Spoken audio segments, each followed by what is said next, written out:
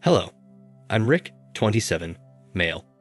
My ex-girlfriend, Maya, 25, and I were so much in love, or should I say, I was so much in love with her. And I never believed she would break my trust and cheat on me like she did. When Maya and I first met, she was freshly out of college, and I was already working with a fast-growing tech company. For me, it was love at first sight, and there was something about her that I could not place my fingers on. I met her at my friend's sister's birthday party. Maya and my friend's sister were college friends. She must have noticed I was checking her out at the party because she kept looking in my direction. After a lot of internal struggles, I approached her. I wasn't as chubby now. I just had a noticeable weight, which runs in my family, and I had been that way since childhood. In the past, many girls had turned me down, laughed in my face because I tried hitting on them. And I wasn't expecting anything different with Maya. She was gorgeous, and I expected her to either snub me or pretend like I didn't exist, but she was different. She spoke to me politely, and we talked for the rest of the night and had such a great time. It was my first time feeling that good and confident in a long time, and because we clicked so well, we exchanged contacts, and I gave her a call as soon as I got home. From there, we started seeing each other often, went on lunch dates, and our friendship grew as time passed. I found Maya to be different from other girls of her age. She was kind, witty, and intelligent. I figured from the first night we talked. I wasn't just attracted to Maya because of her beauty. What attracted me most to Maya was her intelligence and sense of humor. Not so many girls had given me the opportunity to go on multiple dates with them, but Maya was generous to give me a shot. I was always attracted to intelligent people. I didn't like being around people with no life goals, vision, or future plans, and Maya was all of it. She was just out of college, actively scavenging the job openings, rushing for the marathon of interviews, and whatnot. I loved to see how serious she was about her career. I never had a real relationship apart from one in high school. Not because I couldn't keep one, but because the girls wanted something more than a nerdy boy's love, which I didn't have. So, meeting and dating a girl like Maya felt like a win for me. It was months since she had graduated, and she had no luck in the job hunting game. She had left the college dorm and shifted with her friend, but it was becoming difficult for her to survive. Her parents were not well off to support her post-graduation. They had made it clear to her that she needed to care for herself after graduation. The friend with whom Maya lived was very clumsy and would often have a boyfriend at the house. Since it was a one-bedroom flat, it became difficult for Maya to live in that house. Maya said living at her friend's place was taking its toll on her mental health, so I asked her to take a break for a while and move in with me. Although I was just starting my career in tech, the pay was good. I earned enough to care for both of us without her contribution. We lived in a spacious one-bedroom apartment, and I single-handedly took care of rent, paid the bills, and took care of groceries. I never complained because I loved her and didn't see a big deal in spending some extra bucks on her. Blind love, yeah. Throughout our relationship, everything went on smoothly, and we barely had any major fights. Maya managed the house, did the dishes and laundry, went grocery shopping, and took care of my bed needs. She was so great in bed, and I enjoyed every bit of the moment with her. Before Maya and I started dating, she told me about her ex-boyfriend in college and how he maltreated her. I assured her I was a gentleman, and I kept my promise. In the past, I had never had issues controlling my anger, and I never laid my hands on anybody or a woman, so she was safe with me. Believe it or not, I had never cheated in the past, and I didn't plan on cheating on her. Also, my work was 60% remote and 40% on-site, so I shuffled our house and the office, and this allowed us to spend enough time together. To show how transparent I was with her, I even came up with the rules of telling each other wherever we went, who we were with, and what we were doing whenever we were out. I did this to show her I meant serious business with her, and that I had nothing to hide. As our relationship progressed, we introduced each other to our parents, and in no time, we knew all of each other's friends, mainly those close to us. I didn't have a best friend, but Maya had. Her name was Andrea, and she used to hang out with Maya all the time. She also visited the house regularly, and we were almost like family. Andrea and Maya were roommates back at college. Unlike Maya, Andrea worked as a retail store manager at a popular store in our city and lived with her two sisters, who were also working women. As per Andrea, Maya was able to crack the job for the same supermarket, but Maya declined the offer because she wanted a corporate job. I guess she became very comfortable with me providing for her, although I didn't say this to her. Andrea would often tease her and call her spoiled. Maya claimed she had worked hard, juggling many part-time jobs as a teenager while in college, so she deserved to be relaxed and cared for. On my end, I was happy to give her that break. I didn't have any issues with taking care of Maya. In fact, I was glad I could provide and take care of my woman. One evening, while we were at a fancy restaurant to celebrate my promotion, Maya suddenly asked, "What do you say if we get married?" I stuttered. I was taken back for a moment, but it didn't totally come as a surprise. I had been thinking of settling down with her, but I still had a lot of things under consideration, so I told her we would be married when the time was right, and she smiled. To be honest, I wanted Maya to start her career before we took our relationship to the next level. I always wanted to get married and have a family. After Maya came into my life, I've always imagined my life with her. I had even bought the ring to propose to her, but was waiting for her to get her career straight. But somehow, she found the ring in my closet, and before she could make any assumptions, I had to make an early proposal. The first time Maya broke the news to her best friend, Andrea, she looked more shocked than happy. Not the kind of shock that her best friend was getting married, but the shock that her best friend was getting married to me. I had expected more excitement from her, especially since she would be Maya's maid of honor, but the excitement did not come. Her response was, "Are you being serious?" Andrea then tossed her purse on the floor and held Maya's ring. Then she looked up at me and forced a smile. Trust me, I had been around them for a very long time, and I could tell when her smile was forced and when it was genuine. Although I didn't mention it to Maya, I felt Andrea was not happy for her friend. In the past, I noticed Andrea was always awfully nice to me. Once, we three were hanging out in our apartment. While Maya went inside the kitchen to prepare some quick snacks, Andrea hinted to me that Maya was not who I thought she was.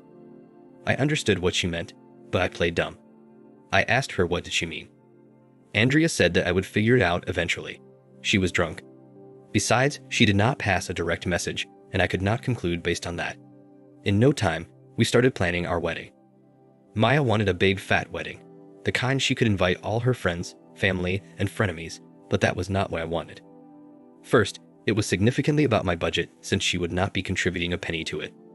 Secondly, I believed there was life after the wedding. I loved kids, and I wanted us to have a child almost immediately.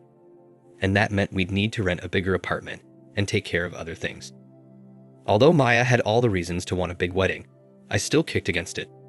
She mentioned something about having the perfect expensive wedding, but we both knew it was impossible. Surprisingly, Maya got a job a couple of months before our wedding. I told her I could not afford to buy the brand of wedding gowns she needed and pay for her bridesmaids' stresses, so she figured it was better to get a job and handle most of her bills instead of bugging me. Her wise decision impressed me, and I hoped she would keep up with her career after we married.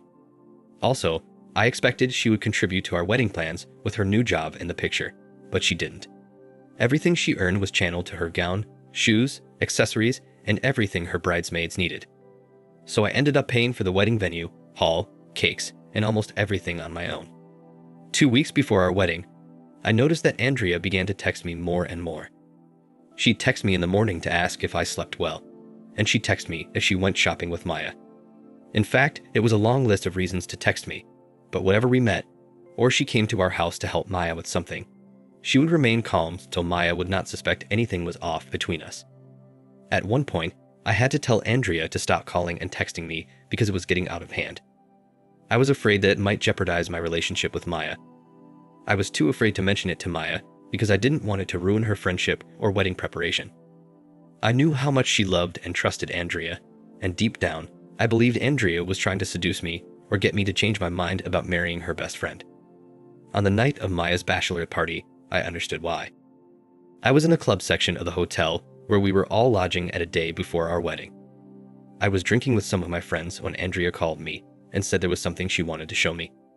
At first, I didn't want to go because I believed she wanted to seduce me one last time. But when she mentioned Maya and a familiar name, I took one of my friends and went upstairs. I got to the hotel room they were using for their small party. I saw Andrea outside the door waiting for me. She told me something I could not believe, and when I opened the door, my heart nearly fell into my stomach. Before I opened the door, I heard soft moans from their room, and my chest constricted as I touched the door's handle. To my greatest shock, I saw Maya on top of another man, which I suspected was the male stripper they hired to entertain them. The moment she saw me, she jumped off and struggled to cover herself with the sheets. Almost instantly, I recognized him. As Andrea had told me, he was her college ex-boyfriend, and I didn't even know when I started crying. It was too much to handle, and I walked out on them without saying a word. My friend who had escorted me upstairs was also mortified. He tried to talk to me, or maybe calm me down, but I shrugged him off and walked out. As I walked down the corridor, I heard Maya yelling at Andrea. Why would you do this to me? My life was going perfectly, but you ruined it. Andrea yelled back, I told you he deserved better. Rick has been nothing but good to you. I told you to break up with that loser boyfriend of yours and be with Rick, but you wanted to eat your cake and have it. I didn't bother to look back. I could not believe Maya had been playing me the whole time. It was too painful to accept, and I wished I could handle the hurt I felt, but I couldn't. Andrea even tried to follow me.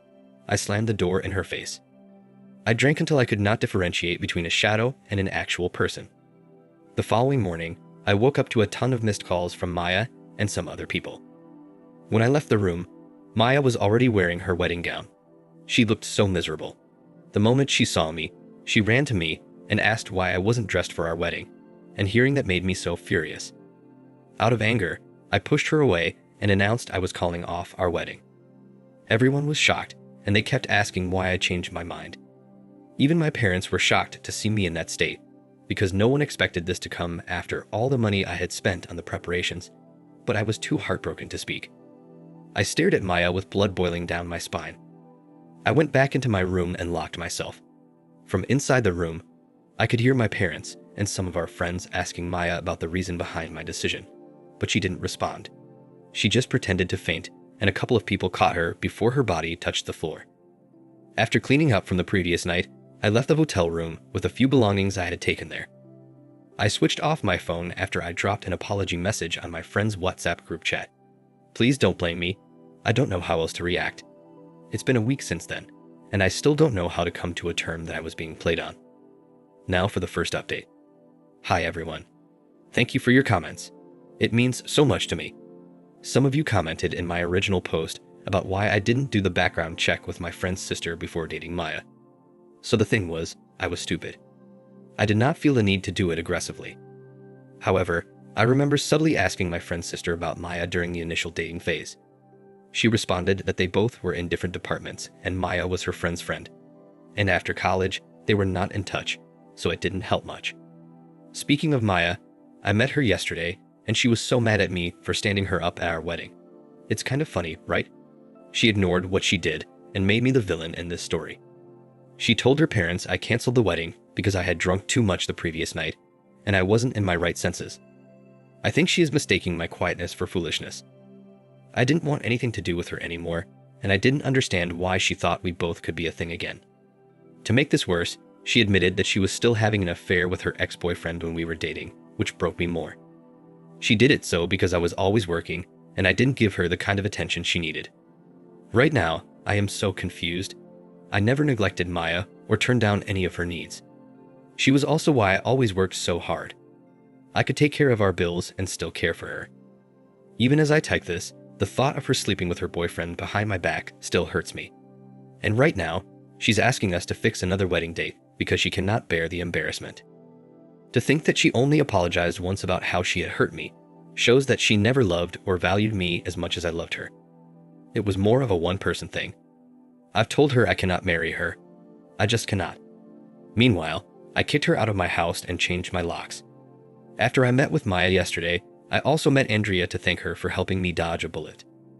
It was through Andrea that I knew Maya had been getting money from me to take care of her boyfriend, and any time she asked for a ridiculous amount to buy something, she gave it to him.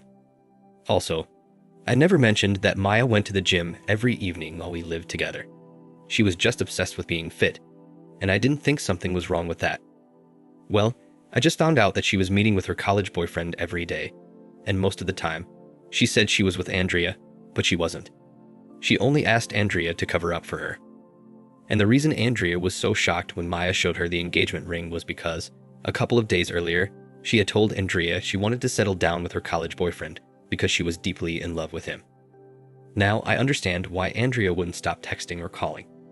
She was looking for a way to tell me what was happening, but I didn't give her the opportunity. Sometimes I feel I deserve this because I was so stupid that I got trapped so easily. I have made up my mind, and there won't be another wedding. I will be meeting her again in 2 days to trash her belongings. I will make another update soon. Now for the second update. Hello everyone. Sorry for the delay in updating. I met Maya again the second time 3 weeks ago, and something unexpected happened. Meanwhile, when I told her we would never be together again, talk more about getting married, she looked me in the eye and said, Do you think calling off our wedding will help you find a better woman? Ha.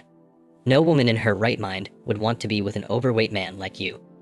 You should consider yourself lucky to marry a woman like me.